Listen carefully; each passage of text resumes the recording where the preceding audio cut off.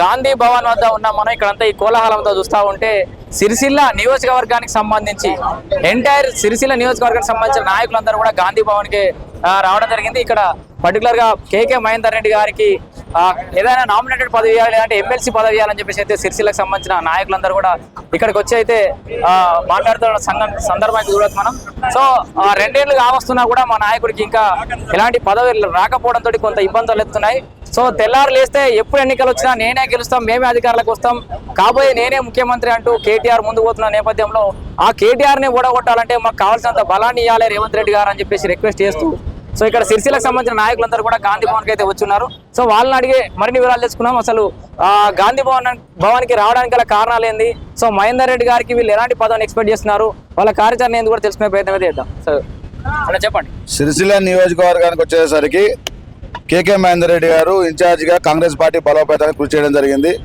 కేకే మహేందర్ రెడ్డి గారి అనుచరులుగా ప్రతి ఒక్క కాంగ్రెస్ పార్టీ కార్యకర్త కంకణబద్దులే కాంగ్రెస్ పార్టీ డెవలప్మెంట్ కోసం, కాంగ్రెస్ పార్టీ అధికారంలోకి రావాలని చెప్పి చాలా సందర్భాల్లో 20 ఏళ్ల నుంచి మేము కొట్లాడుతున్న క్రమంలో చాలామంది మీద మా మీద అక్రమ కేసులు పెట్టింది గత బీఆర్ఎస్ ప్రభుత్వం. కేటీఆర్ గారు ఎప్పుడు సిరిసిల్ల ప్రాంతం పర్యటన చేసినా రోజులకు రోజులు మమ్మల్ని పోలీస్ స్టేషన్లో కూర్చునబెట్టి బంధించిన సందర్భాలు ఉండే.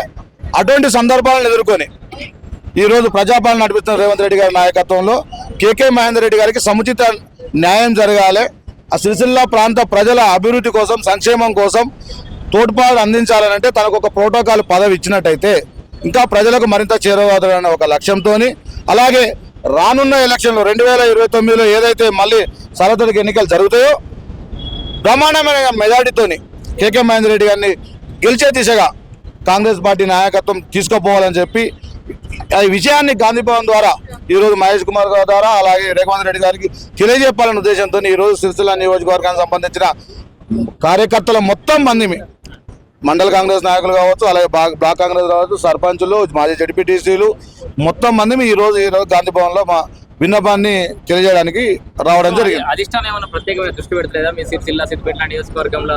ఎట్లాగో కేటీఆర్ ఏమైనా సంకేతాలు ఏం లేవు మీకు? అటువంటి సంకేతాలకు దూరంగా ఉంటున్నారని ఒక భావ కల్పనతోనే, ఒక అబద్ధ భావంతో రావాల్సి జరిగింది. ఎందుకంటే బీఆర్ఎస్ ప్రభుత్వంలో వర్కింగ్ ప్రెసిడెంట్ మాజీ ముఖ్యమంత్రి గారి కొడుకు అనేది సిరిసిల్ల నియోజకవర్గంలో తెలిసిందే. తన అహంకారపూరితమైన పాలన ఏ విధంగా ఉందో అందరూ అటువంటి పాలనను కేకే మహేందర్ రెడ్డి నాయకత్వంలో ఎక్కడికక్కడికి తుంపేయడం జరిగింది, చెరిపేయడం జరిగింది. అంటే ప్రజల్లోకి బలంగా కాంగ్రెస్ పార్టీని బలంగా తీసుకుపోవడం జరిగింది. అందుకోసమనే ఆయనకు ఒక ప్రోటోకాల్ పదవి దక్కాలి, రావాలని చెప్పి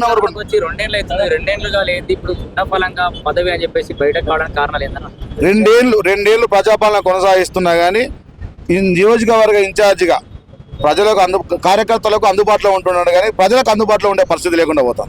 ఎందుకంటే ఒక ప్రస్తుత పరిస్థితుల్లో ఆయనకు ఒక ప్రోటోకాల్ పదవి ఉన్నట్టయితే ప్రజలకు మరింత చేరువవుతాడు, ప్రజల దగ్గరకు పోగలే శక్తి సామర్థ్యాలు వస్తాయని చెప్పి మేము భావిస్తూ ఉన్నాం. దీనికి రాష్ట్ర నాయకత్వం రేవంత్ రెడ్డి గారు కావచ్చు, అలాగే మహేష్ కుమార్ గారు కావచ్చు, అలాగే మా ప్రాంత ఉమ్మడి కరీంనగర్ జిల్లా మంత్రులు పొన్నం ప్రభాకర్ గారు, అలాగే శ్రీధర్బాబు గారు వాళ్ళకి ప్రత్యేక చొరవ తీసుకోవాలి. ఎందుకంటే గత 20 సంవత్సరాల నుండి సిరిసిల్ల నియోజకవర్గం కాంగ్రెస్ పార్టీ ఏ విధంగా చతికిలా పడిపోయింది, ఏ విధంగా నిర్వీర్యం అయిపోయింది.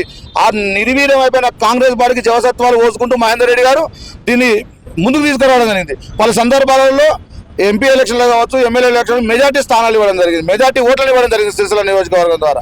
అయినప్పటికీ కూడా ఆ ప్రాంతంలో తనకు ప్రోటోకాల్ దక్కుతలేదని చెప్పి మేము అందరం కలిసి కార్యకర్తలం ఇడికి రావడం జరిగింది. అంటే నెక్స్ట్ టైం కేటీఆర్ చెక్ పెట్టే పరిస్థితిలో ఉందా కాంగ్రెస్? ముమ్మాటికి ఈ రోజు కేకే మహేందర్ రెడ్డి గారికి రాష్ట్ర స్థాయిలో ఒక ప్రోటోకాల్ పదవి కల్పించి ప్రజలకు చేరువే ప్రోటోకాల్ పదవి కల్పించినట్టయితే తప్పకుండా సిరిసిల్లాలో బీఆర్ఎస్ కనుమరుగు చేసే బాధ్యత కార్యకర్తలుగా మేము తీసుకుంటామని సందర్భంగా తెలియజేస్తున్నాం. తప్పకుండా. ఎందుకంటే ఇక్కడ మాట్లాడుతున్న సమయానికి అసెంబ్లీ నడుస్తుంది, అక్కడ కేసీఆర్ గారు, మాజీ ముఖ్యమంత్రి కేసీఆర్ గారు వచ్చి సంతకం పెట్టి వెళ్ళిపోయినట్టు, దానికి సంబంధించి ఏం మాట్లాడారు? ఆయన ఎప్పుడున్న సంతకాలు ఉంటాయి, ఇంకా పెగ్గులు అంటారు, హబ్బులు అంటారు తప్ప కానీ వాళ్ళ ఈ 10 సంవత్సరాల్లో చూసింది జనాలు అందరూ తెలిసింది కాబట్టి వాళ్ళని ప్రజలందరూ దూరం పెట్టారు కాబట్టి ఈరోజు ప్రజాపాలన రేవంత్ రెడ్డి గారి నాయకత్వంలో నడుస్తూ ఉంది. ఆయన అసెంబ్లీ కూడా వస్తాడని చెప్పి కూడా ఎవరు అనుకోలేదు. కేవలం పేపర్లో ప్రకటన నేను కూడా వస్తున్నాను చెప్పుకోవడమే తప్ప వాళ్ళకు ఊకదంపుడు ఉపన్యాసాలు బయట ఇచ్చి ప్రజలను ఏమరపాటు పరిచి తప్పుదో పట్టించడం కోసం వాళ్ళు ఈరోజు అసెంబ్లీకి వచ్చామని భావిస్తున్నాం.